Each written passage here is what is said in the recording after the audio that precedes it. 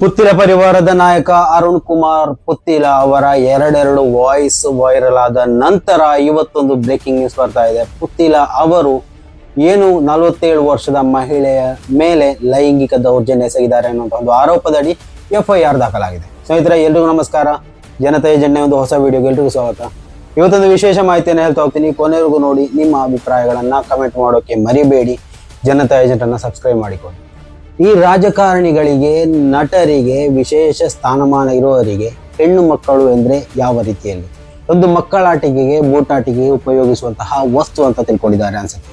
ಯಾಕಂತಂದ್ರೆ ದರ್ಶನ ವಿಚಾರ ಬಂದಾಯ್ತು, ಏನು ಪ್ರಜ್ವಲ್ ರೇವಣ್ಣ ವಿಚಾರ ಬಂದಾಯ್ತು, ಅವರ ತಮ್ಮ ವಿಚಾರ ಬಂದಾಯ್ತು, ಅವರ ತಂದೆ ವಿಚಾರ ಬಂದಾಯ್ತು, ಈ ರೀತಿ ಕುಟುಂಬಸ್ಥರ ಎಲ್ಲಾ ವಿಚಾರಗಳು ಬಂದಾಯ್ತು. ರಾಜಕಾರಣಿಗಳ ಒಂದೊಂದು ವಿಚಾರಗಳನ್ನು ನೋಡಿದ್ರು, ಒಂದೊಂದು ಹೆಣ್ಣು ಮಕ್ಕಳ ಮೇಲೆ ದೌರ್ಜನ್ಯ.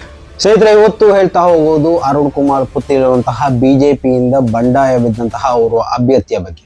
ಇವತ್ತು ಬಿಜೆಪಿಯಲ್ಲೇ ಇರುವಂತಹ, ಆದ್ರೆ ಬಿಜೆಪಿಯಲ್ಲಿ ಇದ್ದುಕೊಂಡು ಬಿಜೆಪಿಯಲ್ಲಿ ಯಾವುದೇ ಸ್ಥಾನಮಾನವನ್ನ ಗಳಿಸಲು ಸಾಧ್ಯವಾಗದ ಹೋದಂತಹ ಅರುಣ್ ಕುಮಾರ್ ಪುತ್ತಿಲ ಅವರ ಮೇಲೆ FIR ದಾಖಲಾಗಿರುವ ವಿಚಾರವಾಗಿ ಇವತ್ತೊಂದು ಮಾಹಿತಿ ಹೇಳ್ತಾ ಹೋಗ್ತೇನೆ.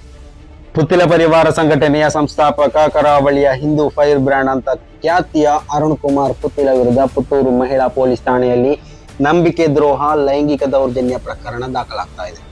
ಸಾಮತಡ್ಕದ ನಿವಾಸಿ 47 ವರ್ಷದ ಮಹಿಳೆ ನೀಡಿದ ದೂರಿನಲ್ಲಿ ಕಳೆದ ವರ್ಷ 2023ರ ಜೂನ್ನಲ್ಲಿ ಬೆಂಗಳೂರಿನ 5 ವಿಸ್ಟಾ ಹೋಟೆಲ್ಗೆ ಕರೆಸಿಕೊಂಡು ಲೈಂಗಿಕ ದೌರ್ಜನ್ಯ ನಡೆಸಿದರು. ಆ ಬಳಿಕ ಬ್ಲಾಕ್ ಮೇಲ್ ಮಾಡಿಕೊಂಡು ಅವರಿರುವ ಪ್ರದೇಶಕ್ಕೆ ನಿರಂತರವಾಗಿ ಕರೆಸಿಕೊಳ್ತಾ ಇದ್ರು ಅಂತ ದೂರಿನಲ್ಲಿ ಹೇಳಿದ್ದಾರೆ. ತನಗೆ ಹಾಗೂ ತನ್ನ ಪುತ್ರಿಗೆ ಜೀವನ ಪೂರ್ತಿ ಯಾವುದೇ ಕುಂದುಕೊರತೆ ಆಗದಂತೆ ನೋಡಿಕೊಳ್ಳುವುದಾಗಿ ನಂಬಿಸಿ ನನ್ನನ್ನು ದೈಹಿಕ ಹಾಗೂ ಮಾನಸಿಕವಾಗಿ ಬಳಸಿಕೊಳ್ತಾ ಇದ್ರು. ಅವರೊಂದಿಗೆ ಇದ್ದ ಕ್ಷಣಗಳ ಛಾಯಾಚಿತ್ರ, ಸೆಲ್ಫಿ, ಆಡಿಯೋ, ವಿಡಿಯೋಗಳು ಇದೆ ಎಂದು ಹೇಳಿಕೊಂಡು ಬೆದರಿಸಿ ಅವರ ಕೆಲಸಗಳನ್ನ ಮಾಡಿಸಿಕೊಳ್ತಾ ಇದ್ರು. ಆದರೆ 2024ರ ಲೋಕಸಭಾ ಚುನಾವಣೆಯ ಬಳಿಕ ಮಾತುಕತೆಯನ್ನ ಕಡಿಮೆ ಮಾಡಿದ್ದು, ಆ ಒಂದು ರೀತಿಯಲ್ಲಿ ನಾನು ಭಯಗೊಂಡು ಪುತ್ತೂರಿಗೆ ವಾಸ ಬದಲಾವಣೆ ಮಾಡಿಕೊಂಡು ಬಾಡಿಗೆ ಮನೆಯಲ್ಲಿ ವಾಸವಿದ್ದೇನೆ. ವರಮಾನವಿಲ್ಲದೆ ಬಾಡಿಗೆ ಉದ್ಯೋಗ, ಮನೆಯಲ್ಲಿದ್ದುಕೊಂಡು ಕಷ್ಟಪಡುವ ಪರಿಸ್ಥಿತಿ ನಿರ್ಮಾಣವಾಗಿದೆ ಅಂತ ಹೇಳ್ತಾರೆ. ಸಾಮತಡ್ಕ ನಿವಾಸಿ 47 ವರ್ಷದ ಮಹಿಳೆ ನೀಡಿದ ದೂರಿನಂತೆ ಪುತ್ತೂರು ಮಹಿಳಾ ಪೊಲೀಸ್ ಠಾಣೆಯಲ್ಲಿ 417-354 506 ಸೆಕ್ಷನ್ ಅಡಿಯಲ್ಲಿ ಪ್ರಕರಣ ದಾಖಲಾಗಿದೆ. ಬಹುದಿನಗಳಿಂದ ಅರುಣ್ ಕುಮಾರ್ ಪುತ್ತಿಲ ಅವರನ್ನ ರಾಜಕೀಯವಾಗಿ ಕಾರ್ಯಾಚರಣೆ ಹಣಿಯಲು ನಡೆಸುತ್ತಿದ್ದು, ಗುಂಪೊಂದು ಅದರ ಕಕ್ಷದಿಂದಲೇ ಈ ದೂರು ದಾಖಲಾಗಿರುವ ಸಾಧ್ಯತೆ ಇದೆ ಎಂದು ಅರುಣ್ ಕುಮಾರ್ ಪುತ್ತಿಲ ಪರಿವಾರದ ಬಣದ ಕಾರ್ಯಕರ್ತರು ನ್ಯೂಸ್ ಬ್ಯೂರೋಗೆ ಮಾಹಿತಿಯನ್ನು ನೀಡ್ತಾ ಇದ್ದಾರೆ.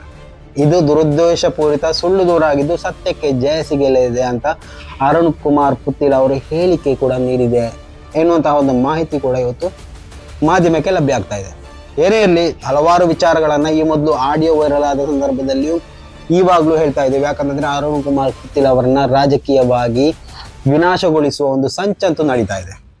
ಆದ್ರೆ ಇವೆಲ್ಲವೂ, ಇದರ ಹಿಂದಿನ ಎಲ್ಲಾ ಷಡ್ಯಂತ್ರಗಳು, ಇದರ ನೈಜ ಸ್ವರೂಪ ಎಲ್ಲವೂ ಬಯಲಿಗೆಳಿಬೇಕು ಅನ್ನೋದೇ ನಮ್ಮ ಒಂದು ಆಶಾಭಾವನೆ. ಸೊ ಆದ್ರಿಂದಾಗಿ ಈ ಒಂದು ಪ್ರಕರಣವು ಆದಷ್ಟು ಬೇಗ ಇತ್ಯರ್ಥ ಆಗ್ಬೇಕು. ಯಾಕಂತಂದ್ರೆ ಇದು ನಮ್ಮ ಸಮಾಜದಲ್ಲಿ ಮೇಲ್ಪಂಕ್ತಿಯಲ್ಲಿರುವಂತಹ ರಾಜಕಾರಣಿಗಳು, ನಟರು, ಇನ್ನಿತರ ಹೈ ಪ್ರೊಫೈಲ್ ಹೊಂದಿರುವಂತಹ ವ್ಯಕ್ತಿಗಳು ಈ ಮಹಿಳೆಯರ ಮೇಲೆ ನಡೆಸ್ತಾ ಇರುವಂತಹ ದೌರ್ಜನ್ಯ ಇಲ್ಲಿಗೆ ಕೊನೆ ಆಗಬೇಕು.